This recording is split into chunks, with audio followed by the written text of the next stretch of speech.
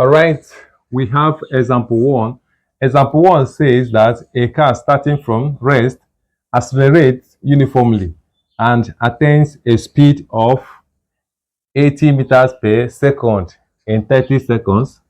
It maintains this steady speed for another 30 seconds. It then slows down uniformly until it comes to rest in the next 40 seconds. Sketch the velocity time graph for the motion of this car. Obtain from the graph the uniform acceleration during the first stage of the journey and the retardation during the last stage of the journey. Then another question is, for how long did the car travel altogether? All right, when you have something like this, we have solution like this. Solution, this is it's not difficult. So I will start sketching. They say we should sketch, so I will sketch. So we have vertical axis like this. Then we have horizontal axis like this. All right. Like I told you, when you are solving velocity time graph, the first one, which is velocity, should be on the vertical axis. The second one should be what? On the horizontal axis. So here, I have velocity like this. So this line, I have it to be what? Velocity. And the unit is what? Meter per second. Can you see it? So we have unit like this, meter per second. So likewise, here we have time like this. And the unit is what? Unit is second. Can you see it? All right, so let's start. They said a car starting from rest. When a car starts from rest, it means that the initial velocity was what? 0. So here at this point, the velocity, which is along this vertical axis, is 0. Even the time here is also 0 because this is the origin. So a car started the journey from origin. That is the meaning of that. So a car starting from rest accelerates uniformly. Uniformly means that the increase in velocity will be what? The same. Maybe 2 meters per second or 5 meters per second. It will not vary. It will remain steady as it's increasing. That is meaning of uniformly. All right, so it should give us a straight line. So a car starting from rest accelerates uniformly and attains a speed of 80 meters per second in 30 seconds. So here, I will come here and write that, remember I said this is velocity side. Let me clean this part so that you see it very well. I'll clean this side so that you see it very well. So look at the velocity here. I think it's okay now. So we have the unit meter per second like this. So let's assume that this place is what? 80. So it will be 80 here. Can you see it?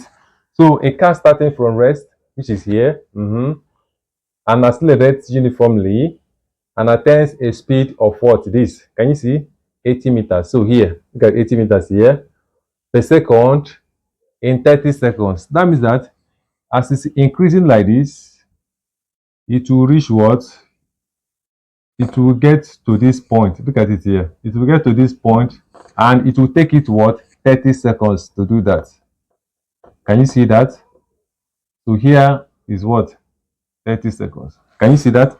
So it simply means that this car starts from rest, which is 0, increases its velocity until it gets to what? 80 meters per second, and it takes us what? 30 seconds. That is how it is interpreted. All right, so we are here. It maintains this steady speed for another 30 seconds. That means that maintaining it means that it is not going to increase again. So it will maintain, it means that it will become what? Horizontal line. Maintaining it means horizontal line like this. They say for another 30 seconds. So it means that it will maintain it for 30 seconds. Remember, from here to here is 30. Another 30 seconds should be what? 60. Can you see it? So what are we saying? 30 plus 30. Is it clear? Right, so we have time here. First 30, another 30. So from 0 to this place will now give us what? 60. Is it clear? So it increases to 80 meters per second in what? 30 seconds. Maintains it for another what? 30 seconds, making from here to here to become what? 80. To become what? 60. All right, so we are here. It then slows down uniformly until it comes to rest in the next 40 seconds. Coming to rest means that it will move from here and touch this point. And they said that it will do it uniformly. That means that it will be a straight line. And they said that it will do that one in next what 40 seconds. Can you see that? So add 40 here. That means that this place will now give us what 100. Can you see that? So the first 30 seconds here, another 30 seconds, making total of what? 60. Another 40 seconds, making total of what? 100. So that is how to sketch this. They say you should sketch the velocity time graph for the motion of this car. We have done that. So here we have it 80. So from origin, it increases to 80 meters per second, which is here. It maintains it. That means that it will maintain this horizontal line. It is no longer increasing again, and it is not decreasing. Maintaining it means that it will be maintaining horizontal line, as you can see here, right? And it's going to maintain it for what? 30 seconds. Between 30 and 60, you have 30 seconds here. That is period of maintaining it. Can you see? So after maintaining for 30 seconds, it will now come to rest. Coming to rest means that it will go down. Retardation, acceleration going up, retardation going down like this. It will go down and it will take it what? 40 seconds. From 60 seconds to 100 seconds will be what? 40. So in between here, it takes this thing what? 40 seconds. That's how to sketch this. All right, so we have this. They say sketch the velocity time graph for the motion of this car. We have done that. As you can see, we don't have much space again for us to continue. But since we have interpreted this, I think it will be advisable for me to clean this so that I'll have space where I'm going to solve the remaining problems. So let me start from here, because I think I've done what they said we should do up to this point. All right, they said obtain from the graph the uniform acceleration during the first stage of the journey. Look at the first stage of the journey from 0 to what? 80 meters per second. That is when the car was increasing its velocity. All right, look at the second stage um when it maintains its velocity. Then third stage is where it is reducing its velocity. So when it increases its velocity, that is our first stage. When it maintains its velocity, second stage. And when it reduces its velocity, third stage. So we are talking about here. That is where we have acceleration. All right, that is the first question. So we have that acceleration is equals to, we have it to be change in what? Velocity over change in time. Can you see that? Change in velocity over change in time. So here now, the change in velocity, it started from 0 and it is here now, which is 80. So we have it to be v2 minus what? v1 over, we have t2 minus what? t1. All right. v2 is the final velocity, which is 80, like this.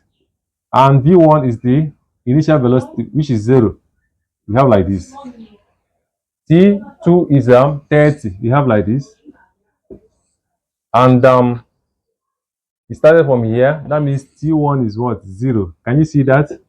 So when you subtract this, you have 80 over 30 like this. Can you see that? So 0 will cancel 0. You have 8 over 3. When 3 divides 8, what do you have? You have two whole number. You have two whole number, 2 over 3 like this. Can you see that? So we have meter per second square. So that is it. So we have two whole number, 2 over 3 meters per second square. That is the acceleration during the what? The first stage of what? The journey. All right. Next one we have, let me clean this one. We are done with this one. Next one we have is, they said, and the retardation during the last stage. Look at the retardation here. Can you see it? Retardation simply means what? Negative acceleration. Retardation means negative acceleration. So we have retardation like this.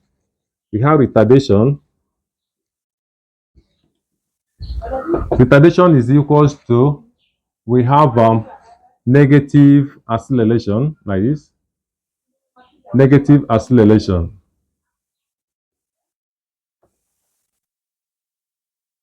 We have like this. Negative acceleration like this.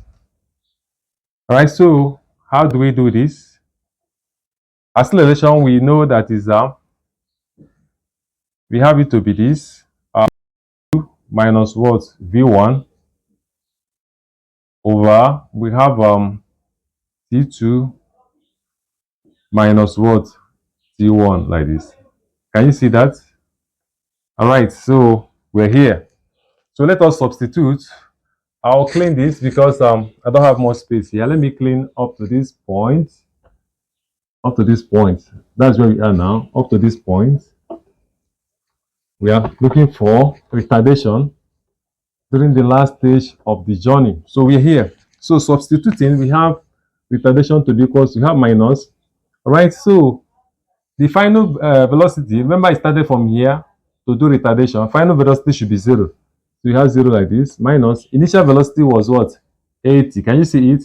We have to read it to the y-axis, which is what? 80. So we have it to be 80 like this. All right, so the time, initial time when the retardation started was what? 60. While the final time is what? 100. So this one should be, we have 100 minus what? 60. Sorry, here, initial time here was 60. Final time, we have it to be what? 100. So we do like this. Subtracting this, we have minus like this. You have minus 80. When you subtract this, you are going to have what? 40 like this. Can you see that? We have 40 like this. All right, so opening this bracket, minus will multiply minus, it will give us what? It will give us 80 over what? 40. Can you see it? 80 over 40. And when 40 divides 80, what do we have? It will give us what? It will give us 2.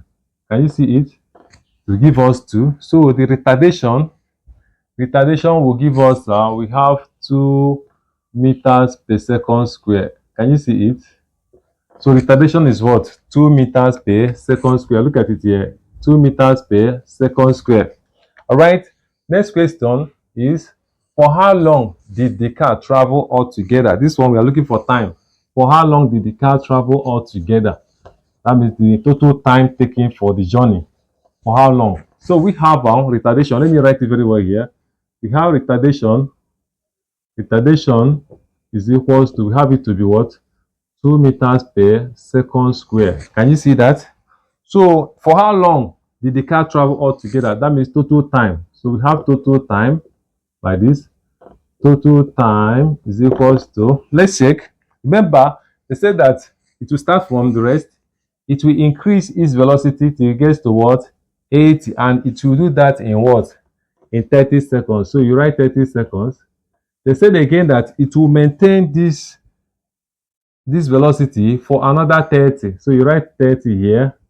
They said again that it will come to rest. That the retardation will take place in what? 40 seconds. So you have like this. Can you see that? So the total time should be 30 seconds plus 30 seconds plus 40 seconds. So 30 plus 30 will give us 60 plus 40. It will give us 100 seconds. Can you see that? So that means that the total time for the journey was what? 100 seconds. Is it clear? When you sum up the what? The time taken to increase the velocity, the time taken to maintain the velocity, and the time taken to retardate to what? 0. That is to come to rest again. When you sum all of them together, that will give us the total time for the journey. All right, as you can see, it is not difficult. Just sketch your graph. From there, you'll be picking the stuff. All right, assuming that they asked us the total distance covered. The total distance covered can be calculated when you find the area of this shape. As you can see, this shape is what? It's a trapezium.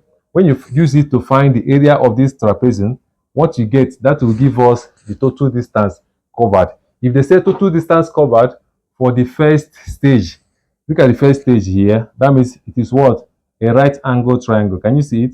When you find the area of this right angle triangle, that will give us the distance covered in the first stage. If they say distance covered in the second stage, from here to here, as you can see, is a rectangle. When you find the area of this rectangle, that will give us the distance covered in the second stage. If they ask us the distance covered in third stage, as you can see, look at it here. It's a right angle triangle. When you find the area of this right angle triangle, that will give us the distance covered in the third stage. But if they ask us the total distance covered, it should be area of this whole shape, which is what? A trapezium. When you use area of a trapezium, that's formula for calculating area of a trapezium. To find this area, anything it gives you, that will give you the total distance covered. All right, so as you can see, it is not difficult, just like I told you earlier. Remember, this is Engineer Kenneth tutorial. Follow this page and share this video so that it will get to your friends that need to acquire this knowledge in order to get educated. Remember to subscribe to our YouTube channel. Thanks for watching this video. Bye.